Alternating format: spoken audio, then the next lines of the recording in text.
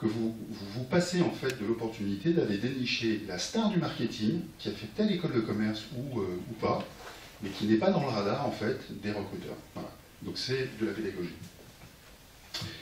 Ensuite sur la diversité, je voulais juste vous dire, tu m'arrêtes parce que je peux en parler pendant quelques heures. Un dernier exemple, je poserai une question. D'accord. Un autre exemple sur la diversité. Il y a un sujet qu'on a beaucoup travaillé qui nous préoccupait, c'était toute la question du bien-être au travail. Alors, j'ai une aversion profonde au terme de risques psychosociaux. Désolé, je vois le verre à moitié vide, pas à moitié vide, mais à moitié plein, plutôt qu'à moitié vide. C'est comme ça. Et donc, sur la notion de bien-être, qui, pour moi, intègre des éléments de diversité, c'est-à-dire tenir compte, en fait, de la situation personnelle du collaborateur pour qu'on puisse l'adapter à la situation professionnelle, on a essayé de travailler sur un certain nombre de choses. Alors, je pourrais vous donner plein d'exemples. Je vais juste vous donner un exemple que nous avons introduit dans les entretiens d'évaluation. Les entretiens d'évaluation, classiquement, fixation des objectifs en début d'année, revue des objectifs, en tout cas revue à mi-année pour faire un point. Est-ce que les objectifs sont toujours adaptés? Est-ce que la stratégie de l'entreprise a changé? Est-ce qu'il faut réallouer des moyens supplémentaires ou pas, etc. Et puis, bilan en fin d'année et fixation des objectifs de l'année suivante. On a introduit un truc qui s'appelait, alors là aussi, n'y voyez pas d'arrogance, hein, c'est la One Simple Thing Initiative. Ça veut dire quoi? Ça veut dire que moi, manager, au moment de la revue à mi-année avec mon collaborateur Benjamin, je lui posais la question suivante, je lui disais, pardon, pas la revue de mi-année, à la fixation des objectifs. On parlait des objectifs business, classiques, etc. Et puis, je posais la question à Benjamin en lui disant, est-ce que cette année, ou en tout cas l'année qui vient, est-ce que tu as un objectif personnel auquel tu tiens particulièrement? Et Benjamin pouvait me répondre, oui, il y a un objectif qui me tient à cœur, c'est par exemple prendre des cours de chant le mercredi à 19h. Et je voudrais bien pouvoir prendre des cours de chant à 19h, mais souvent, à 18h, tu me demandes un rapport, ou tu me demandes un truc, ou je suis en réunion, ou que sais-je encore.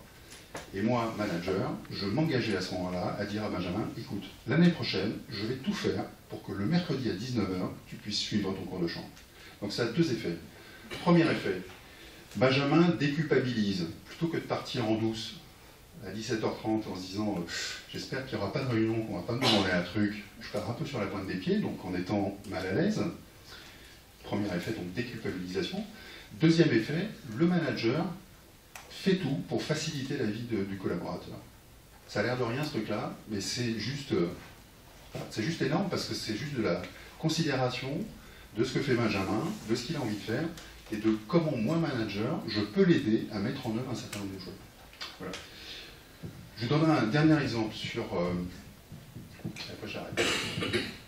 Un dernier exemple, parce qu'il y a aussi une question de mesure quand même de tout ça, c'est-à-dire, quand je vous ai cité des stats, hein, je pourrais vous en citer plein, je pourrais vous citer l'attractivité d'entreprise, puisque quand je suis arrivé, je recevais 6000 candidatures en 2010, 2009, 2012, j'en ai reçu 20 000, donc ça montre l'attractivité d'un certain nombre d'éléments de politique RH qu'on peut mettre en valeur, en fait, en évidence auprès des futurs recrutés.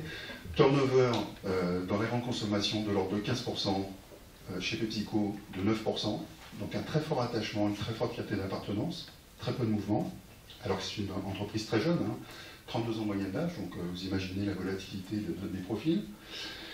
Et dernier point, on faisait des enquêtes de satisfaction tous les 2 ans pour mesurer toutes les dimensions qui vont du management aux conditions de travail, aux rémunérations, etc. Et il y a une question qui, pour moi, a été particulièrement impactante, en tout cas en termes de retour, en tout cas de reconnaissance globale de tout ce qui a pu être mis en œuvre dans le cadre de la diversité. La question en fait qui était posée, alors, il y avait une centaine de questions, mais il y avait une question qui était, lorsque vous venez au bureau chez PepsiCo, est-ce que vous avez le sentiment d'être réellement vous-même? Sous-entendu, ou de jouer un rôle, de mettre un masque. À plus de 95%, les collaborateurs répondaient « j'ai le sentiment d'être moi-même ». Voilà. Je vous remercie de votre attention. C'était ma question un petit peu sur le rendu de tout cela.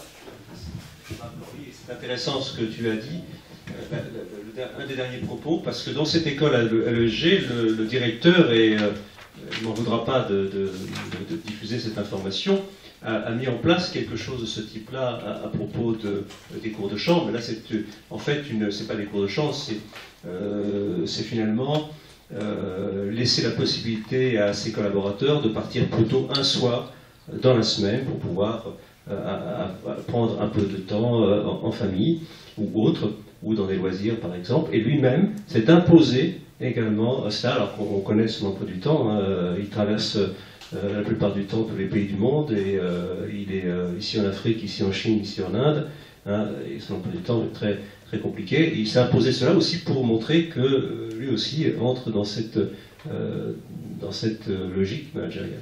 Si je peux rajouter juste un dernier exemple, en 30 secondes, je sens que je t'agace.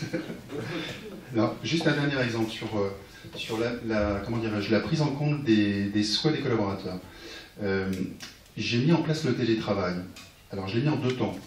Premier temps, j'ai fait une proposition à mes camarades du comité de direction qui m'ont dit, alors 50% me disaient oui, c'est une super idée, et 50% me disaient ah non, mais moi je veux savoir où sont mes gars. C'est pas pour aller jouer au golf le mercredi, hein, donc c'est pas question. Donc j'ai compris que le sujet n'était pas mûr. Là je vous parle de 2005. J'ai rangé le dossier dans les cartons. Je l'ai ressorti en 2008. Les esprits avaient un peu évolué, voilà. La société aussi. Et là, à 100%, le comité de direction m'a dit oui, c'est une super idée, allons-y, il faut le faire, ça répond à des demandes, etc. J'ai annoncé à l'ensemble de l'organisation la mise en place du télétravail sur des règles très claires, pas plus d'une journée par semaine, un niveau de performance qui ne diminue pas quand on est en télétravail, sinon retour au bureau, etc. Donc des choses très claires et donnant-donnant.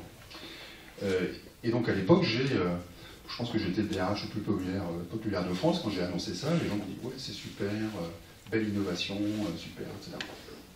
Et j'avais expliqué qu'il fallait m'envoyer les candidatures à moi et pas au chef de service pour être sûr qu'il n'y ait pas le phénomène de écoute, bloque une candidature. Et j'ai attendu quelques jours, quelques semaines, j'ai vu très peu de candidatures me remonter. Donc je me suis dit, c'est bizarre, ça fait un flop complet cette affaire, alors que l'accueil était plutôt sympathique.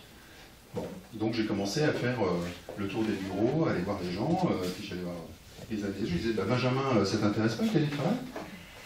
Je suis désolé, ça fait toujours longtemps. Et alors là, Benjamin me regardait et me disant, ah non, mais moi le télétravail, je trouve ça super comme truc, mais moi, venir 5 jours au bureau par semaine, ça me va très bien. Par contre, je sais que le jour où j'en ai besoin, je peux en bénéficier, et ça me suffit. Voilà.